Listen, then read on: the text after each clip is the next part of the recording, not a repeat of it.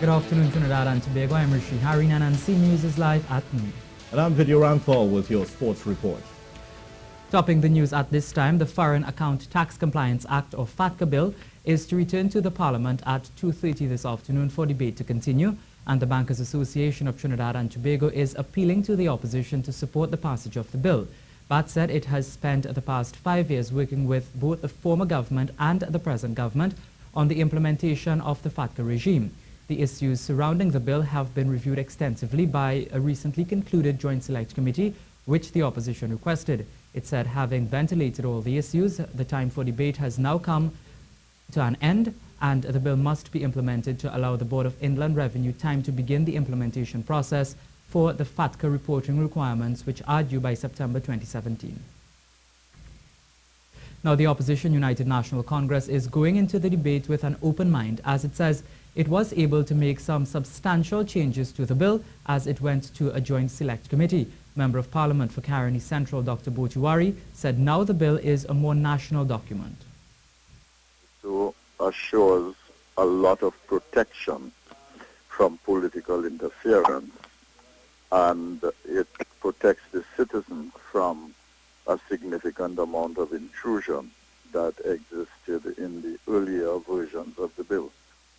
However, he said on the last day of the sitting of the Joint Select Committee, the 3 opposition members requested an additional day for a complete review of the report and its clauses, something which the Attorney General agreed to, but this was not done. He said there are certain things to be worried about. The report is not entirely accurate. There may be things in the bill that we may want to address. So we wait to see how the government will behave in relation to this. We have a positive attitude to the bill. We contributed to it, and we would like to put this behind us. But there are niggling issues which need to be resolved. The process has been violated, I think, by the government and through the chairman, not conceding to one more day to review the document. Police officers need divine intervention in its fight against crime. This from the Acting Police Commissioner, Stephen Williams. Speaking at an interfaith service in the Shogunas Division on Sunday, he said he understands the fear of crime, and while police officers have been out in their numbers, more has to be done. All 9 police divisions will be having an interfaith service, as the acting top cop says divine intervention is needed. He said in January, 1 police division had completed 1,000 patrols, yet the people are asking for more. We cannot do this alone.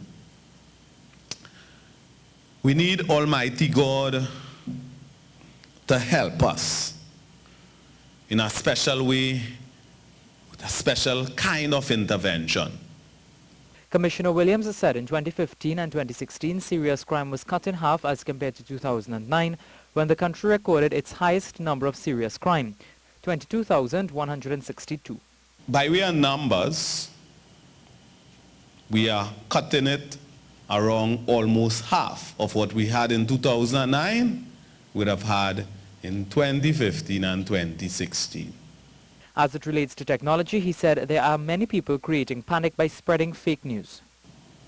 Trinidad and Tobago is going through a process of creating panic by some for the nation. Police service is the body charged with the responsibility for managing and controlling crime in Trinidad and Tobago. So we are all the time center of the business. He again said there are too many criminal officers in the service and assured they will be weaned out. We do in fact have some members of the police service who are not truly police officers. They are straightforward criminals. And critical for us going forward is about removing that criminal element among us. He noted officers will continue to fight the good fight to protect the people. Now for a look at the weather forecast for the period this afternoon and tonight. Mostly sunny with 1 or 2 brief showers in a few confined areas. Tonight would be mostly clear and cool with the slight chance of the odd shower. Seas are normal, occasionally moderate. Waves 2 meters to 2.5 meters in open water and 1 in sheltered areas. THA Chief Secretary Kelvin Charles has met with the heads of the Trinidad and Tobago Police Service to discuss Tobago's crime situation. The meeting took place at 8 o'clock this morning and lasted just over an hour. This meeting came on the heels of Saturday's murder of 15-year-old Abila Adams. Charles sought to assure the public that security remains a top priority and that the THA is prepared to do what it has to do in order to protect Tobagonians. Charles said the recent murders in Tobago and crime in general demands the attention of the public, leaders and members of the protective services. He extended condolences to the family of all those who would have lost loved ones to violence. The murder toll in Tobago now stands at 4 for the year. A press statement on details of the meeting will be released this afternoon. The investigation into the death of 15-year-old Abila Adams is continuing, even as 3 men, including a 19-year-old, were released after being questioned by police. Abila, who was a third-form student of the Signal Hill Secondary School and also a national under-15 footballer, was found dead with a slit to her throat at Solen Lane, Fidelis Heights, Quorland, Tobago on Saturday morning. Relatives said she left her Mary's Hill home with a male friend at around 7:30 p.m. on Friday, but never returned. The security guard who shot and killed a man at Persad Supermarket, New Grant, has been charged with murder and appeared in the Princestown Magistrates Court this morning. Reports stated that last Monday, the security officer shot ex-convict Vern Pumba Sambur when he reportedly tried to break into the grocery. However, this has since been disputed. The incident was caught on CCTV footage. Over the weekend, the Office of the Director of Public Prosecutions gave instructions to charge the security guard with murder. The new licensing office at Frederick Settlement, Caroni, has officially been opened. It was done by the Minister of Works and Transport, Rohan Sinanan, this morning. He said the new location represents an amalgamation of the Port of Spain Administrative Office on Ryson Road and the Shogunas Administrative Licensing Office. Mr. Sinanan said the move incorporates ancillary services such as inspection and registration of vehicles, the issuance of certified copies, and the transfer of motor vehicles. He noted in the near future, the public can also expect additional services that cater to maxi taxis and private school buses. Vehicle testing should also come on stream soon. He, however, did note the office on Ryson Road near Colville Street will remain open. There are now 4 full service station offices in Port of Spain, San Fernando, Tobago, and Caroni. The Ministry of Planning and Development with Chaguaramas Development Authority are putting measures in place to develop a plan of action to deal with coastal erosion. This after the Macroop Beach facility was identified as showing the effects of coastal erosion, where a sinkhole has occurred due to action of waves undermining the wall near the man-made path leading to the shoreline. The ministry said this is posing no threat to visitors, but the CDA is taking no chances and has cordoned off the area while exploring the interventions available to prevent further damage. Attorney at law Richard Sergio is calling on members of the public to familiarize themselves with the Domestic Violence Act, to know their rights and what action they can take if they are being abused. Speaking on Good Morning Trinidad and Tobago, he said while the Act allows for protection orders to be taken out against a spouse, siblings or parents and child, it does not take into consideration a casual relationship. It is noteworthy that a so-called casual relationship of boyfriend and girlfriend is not covered by the Domestic Violence Act, which is the legislation governing these restraining orders. So having applied for the protection order or in the application, the applicant must disclose the allegations of what constitutes a domestic violence offense or a domestic violence behavior or conduct. He also called on the police officers to do more when people report incidents of domestic violence, which referenced a recent case.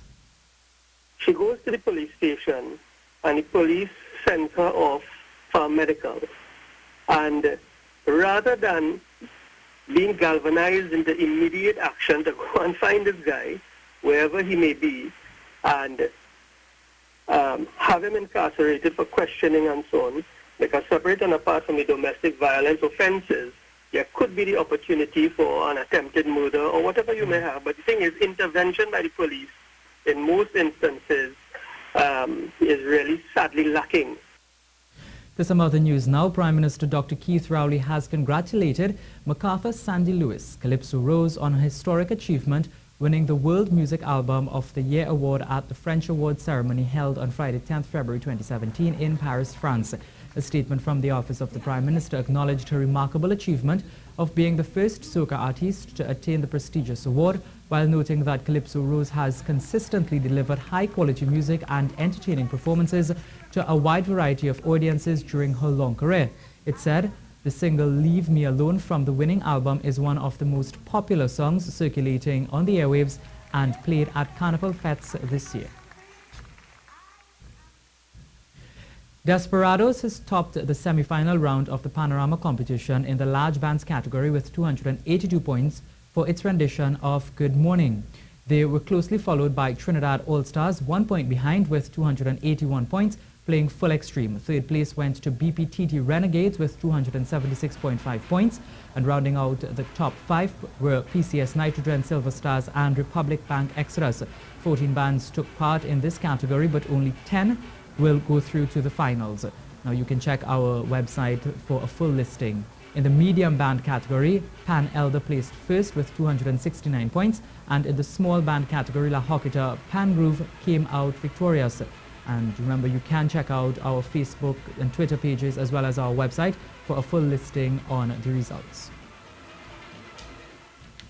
What a better way to get in shape for Carnival than whining fitness? Caribbean dance fitness instructor Denisha Burton is here from Miami to hold dance classes. Dance with D blends fitness and fun to help you achieve your Carnival body. Melissa Dasrath has more. Dance with D is a fusion of dance and fitness with a Trini twist. Denisha Burton, a Caribbean dance fitness instructor from Miami, has traveled from Bermuda to London teaching people how to whine. A lot of women come to me, Trinidadians, Guyanese, everyone, any race that come to me and say, how do you move your waist like that? Where are you from? Are you human? And I'm like, yes, I'm human. But just Pelton waist, it feels good. Like it's a nice, sexy, feel-good kind of aura, like when you're dancing. Her dance classes involve a lot of hip rotations, and she incorporates soca and dancehall. Because although she was born in the U.S., her mother is Trinidadian and her father is Jamaican. So it's different genres of dancing. My mom was actually a dancer. My dad was a DJ. So music has been my entire life. Like I've been exposed to music with my father being Jamaican, reggae, and just the whole thing with that. Soca, my mom's side, so music is just me. And I just became a dancer and I feel the music. She came for the festivities and noticed that everyone is focused on Carnival fitness. I'm like, do I really need to teach in Trinidad? Should I really just come here for Carnival and just call it one time and just call it a day? Or should I actually come and teach? But then when I got here, I noticed that Trinidad is like the whole entire nation is just, everyone's working out. It's like a huge thing. Everywhere I go, certain days there's like workout things and everyone's outdoor having fun. I'm like, I might as well just do it because that's what I do as well. So I'm here. May not teach whining because you guys have it down pat. You can connect with Dance with D on Instagram to find out more about her classes on Monday and Tuesday. Because if you're going to get sweaty and sore working out, you might as well enjoy it. Until we end up going low,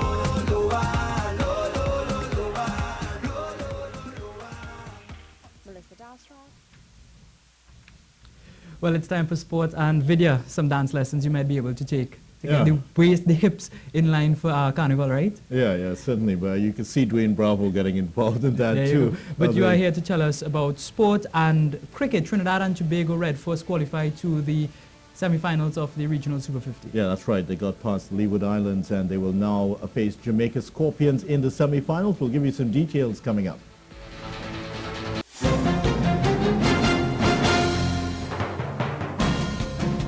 Time for your sports. Let's start with some cricket news. Trinidad and Tobago Red Force is heading into the semi-finals of the Regional Super 50 tournament after pulling off a 5-wicket win over the Leeward Islands Hurricanes last night. Football now, and this country's men's beach soccer team won their second match in a row at the Barbados International Beach Soccer Showcase, where they're continuing their preparations for CONCACAF Beach Soccer World Cup qualifiers.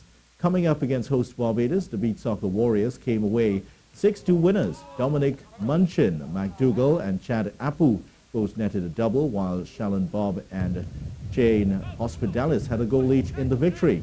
The team dedicated their victory to the memory of national under-15 women's player Abila Adams, who lost her life in Tobago. Abila was a national under-15 girls team player and had also recently participated in a national beach soccer coaching clinic with members of the TNT beach soccer team.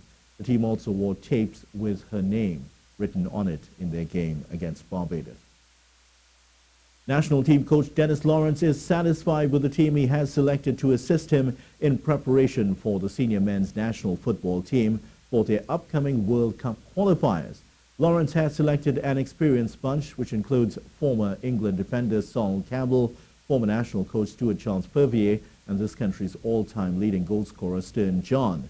The TNT legend is confident that in the team he has chosen.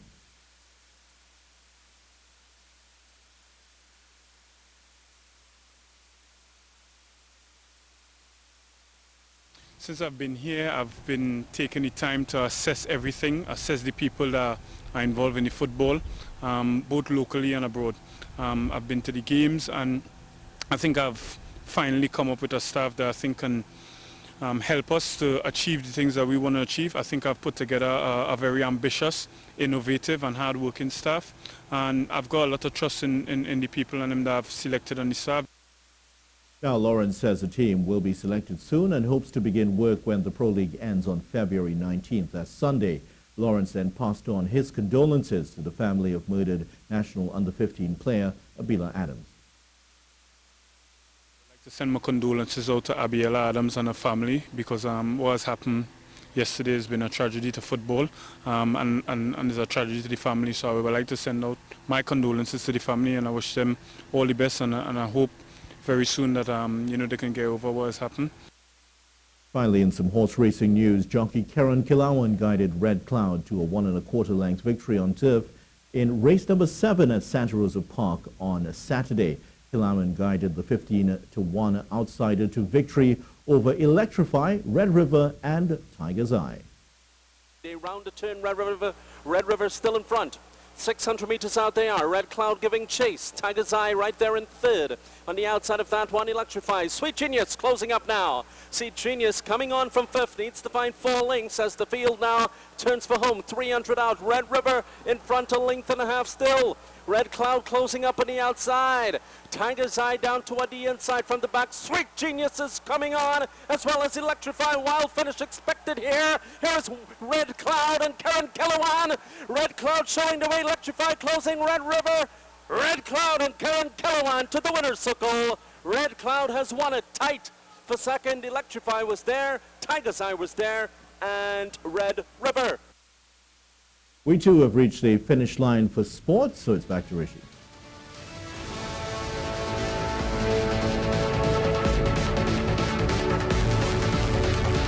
Well, that's the C News at noon. I'm Rishi Harinanan.